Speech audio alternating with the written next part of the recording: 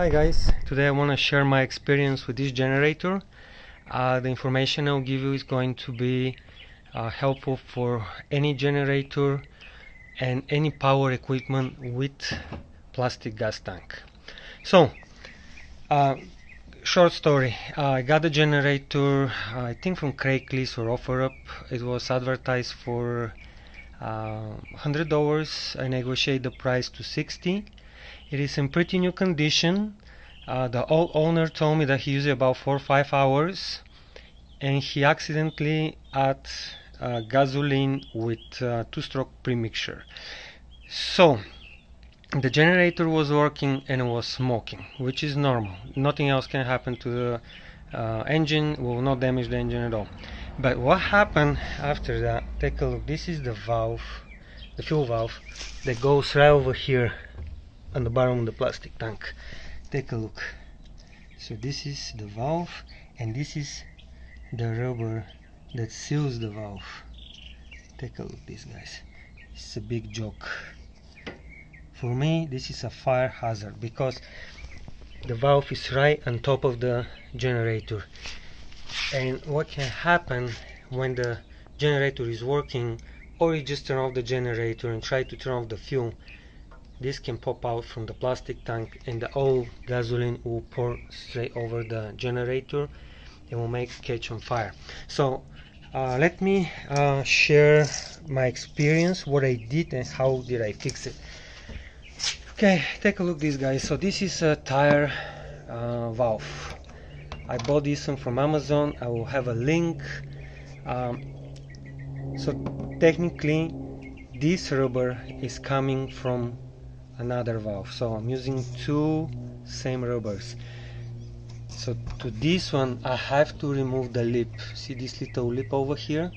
I already did it to that one over there. Okay, so what you need a wire. You have to put the wire through the valve and you can fish the valve straight to the hole.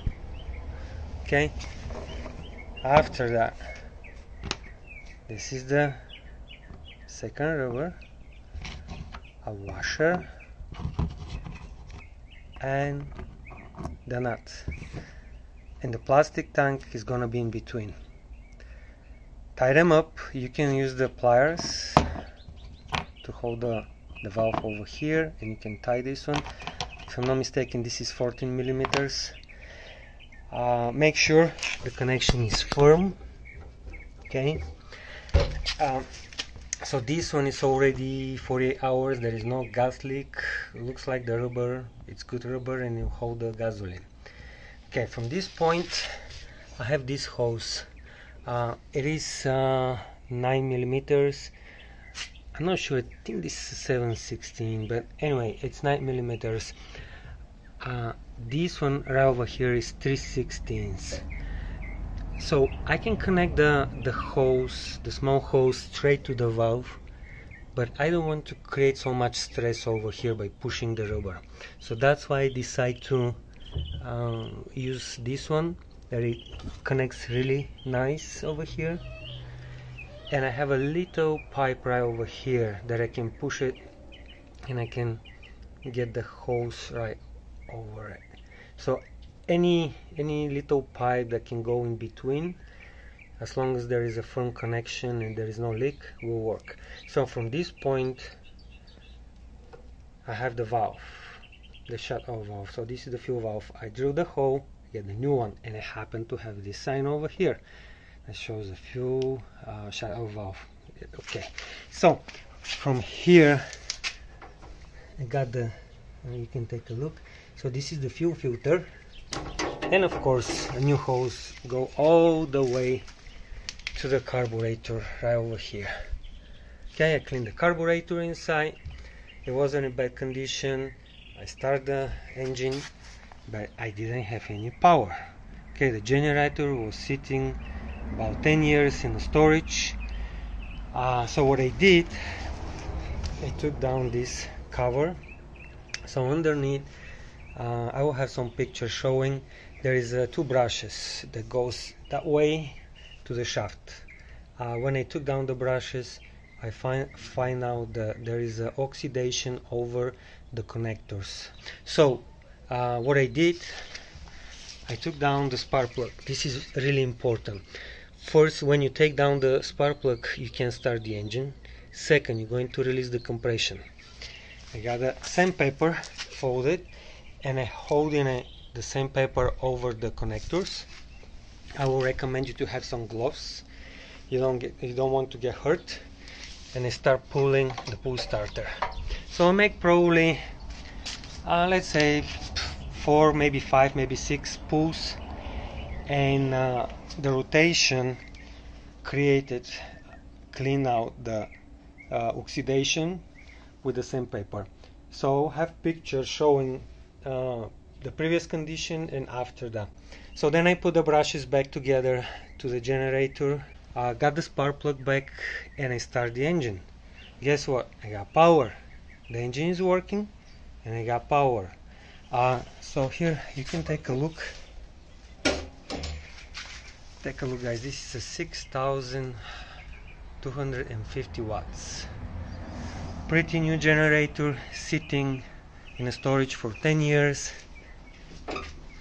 and I got it for $60 because of this. This is a big joke. So if you have any power equipment that have this type of fuel valves, make sure, even if you buy the new one, make sure at least they fit well and they seal well. If you want to do extra step, you can probably go with this one and a small fuel valve on the side, and this connection will work probably forever. This one, I don't know how long it's gonna last, but when I checked Amazon and eBay, people are buying this one a lot. So looks like this is a kind of problem part that need to be fixed somehow. Okay guys, if you like my videos, if you want to see more interesting repairs, different repairs as generators, vehicles, motorcycles, ATVs, outboard motors, please subscribe. I believe I can share my experience with you. I always try to think in a different way. I try to stay out of the box.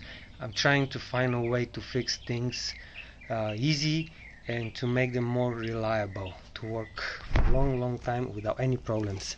Thank you for watching my video, and I wish a nice day for you guys. Bye bye.